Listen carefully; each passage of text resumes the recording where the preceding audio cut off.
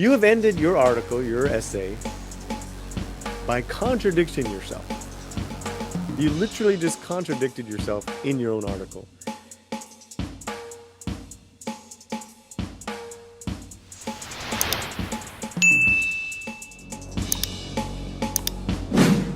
The New Yorker is thinking there is a rise of Latino white supremacy.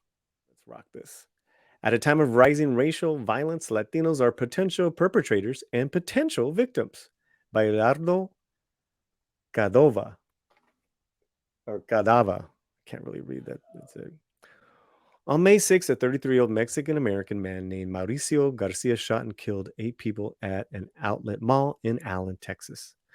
Then he was shot and killed by an off-duty police officer. Because of the white supremacist views the shooter expressed in a diary and online, many were shocked that he was Latino. Okay, let's stop there. Because of the white supremacist views the shooter expressed. So we're talking about someone who's violent tendencies. So I would not be surprised if this gentleman has a history of a mental disorder, some sort of mental inability to be normally functioning in a society, right?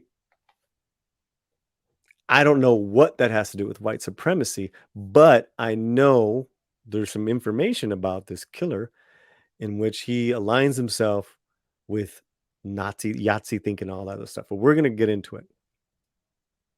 But this writer's already setting you up, guys. In fact, Latino white supremacy isn't an oxymoron, and carrying out a premeditated mass shooting in the United States is one of the more American things a Latino could do. I mean, I should stop reading this article right there. And carrying out a mass shooting in the United States, and you're saying it's one of the more American things you can do? I don't know, brother. I've read up on you. You're an academic at Northwestern. I'm not surprised. You can sit in that tower of yours and write this. You can connect this to your own feelings on gun control. But that is just plain wrong what you said.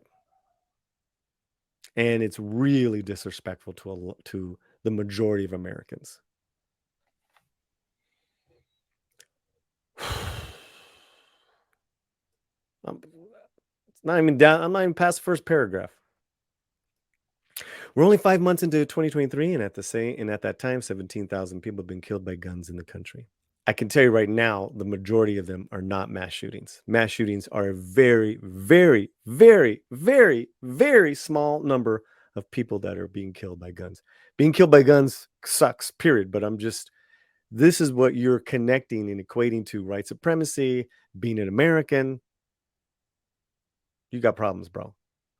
Meanwhile, there are more than 60 million Latinos in the United States, and motivated by extremism or a sense of fear, they've bought a lot of guns in the past few years. Wow. I looked up some facts on that. In the last few years, what has happened? COVID. In the last few years, everyone has bought more guns. In his 2004 book, Who Are We? The Changes in America's National Identity, the late political scientist Samuel P.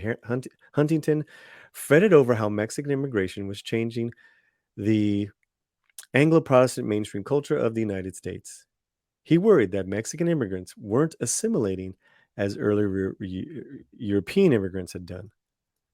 The criteria, he wrote, can be used to gauge assimilation of an individual group, a group, or generation that includes language, education, occupation, income, citizenship, intermarriage, and identity.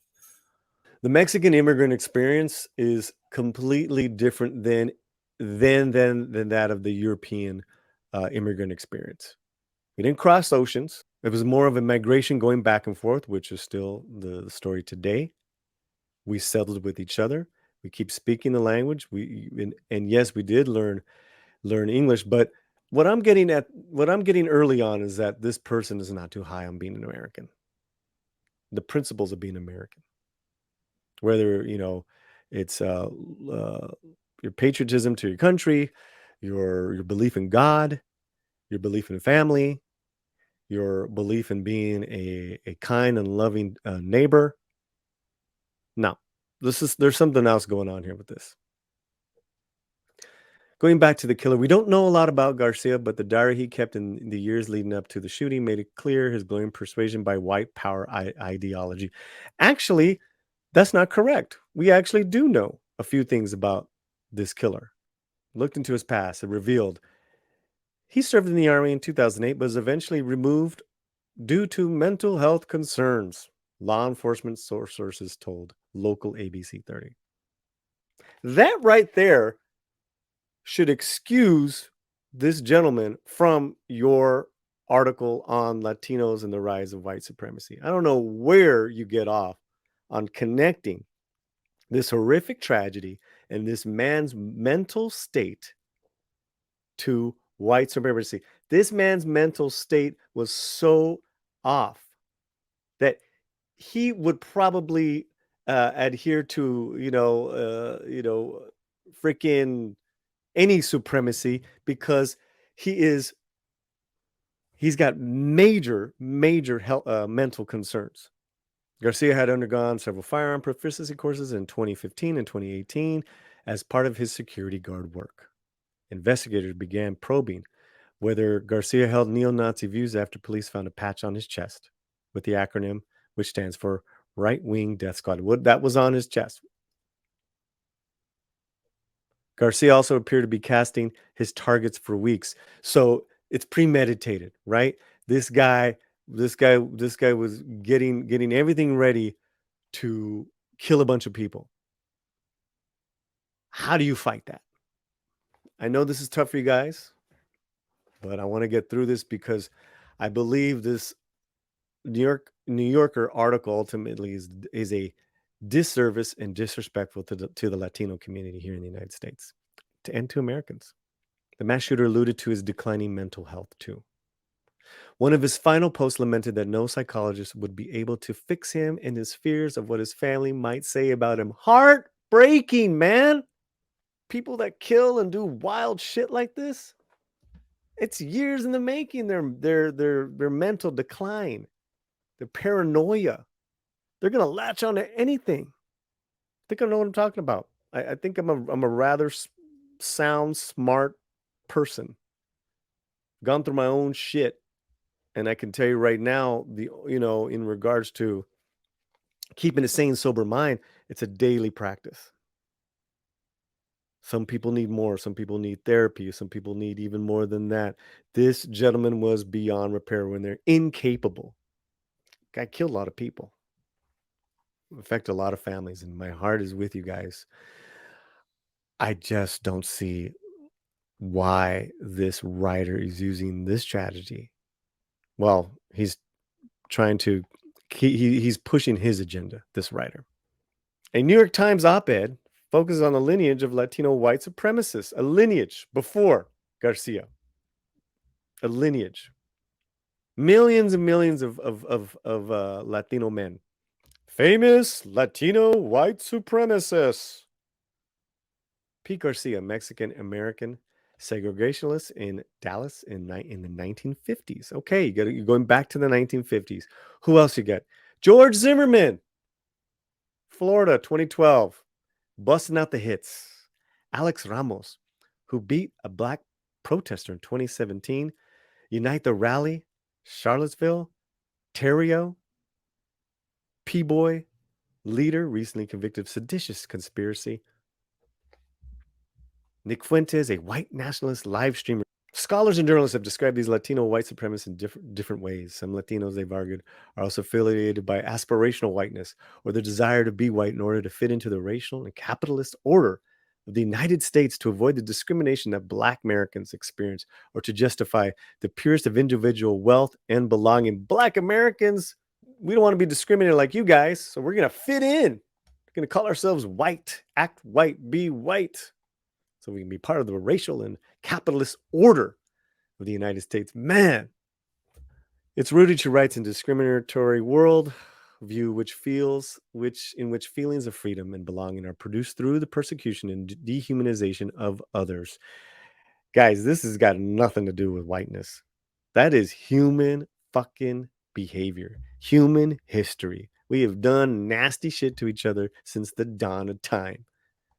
Such concepts help explain how. In a country with rising racial violence, Latinos can be both potential perpetrators and potential victims. Rising racial violence. I'd like to know where's your stats? No stats there.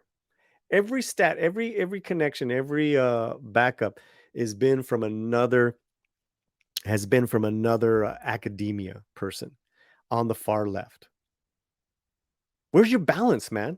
There you go. Many Latinos, like other Americans, have responded to their sense of victimhood by buying weapons. In Texas alone, where there have been 21 mass shootings so far this year, they've left 34 people dead and another 82 injured. I had to update these numbers 3 times while writing this essay. In at least 4 of them, the shooters were Latino. Okay, so 21 mass shootings in Texas, 4 of them Latino. Demographics, that's actually low. Demographic-wise, Latinos make up a bigger majority of Texas. And there's actually some lies going on here. It's actually not true what a lot of this guy is saying. We live in a country where everyone from university deans to corporate executives extols the virtues of assimilation and diversity, but the growing diversity of gun owners who inflict mass death should cause us to rethink inclusion's underlying assumptions. No, man. No, absolutely not. This person doesn't believe in the Second Amendment, doesn't believe in guns. That's what this is. This is ultimately, it's not about a white supremacist thought or these tragedies. You're using these for your argument to get rid of guns because you believe if you get rid of the guns, the problems will be gone. And I say, no matter how many guns you get rid of, when you have someone that deeply disturbed, they will find a way, unfortunately. That is how life works. It's beautiful and it's fucking brutal at the same time. It is it's horrific and it is honorable. This is life, guys. You step out that door, right?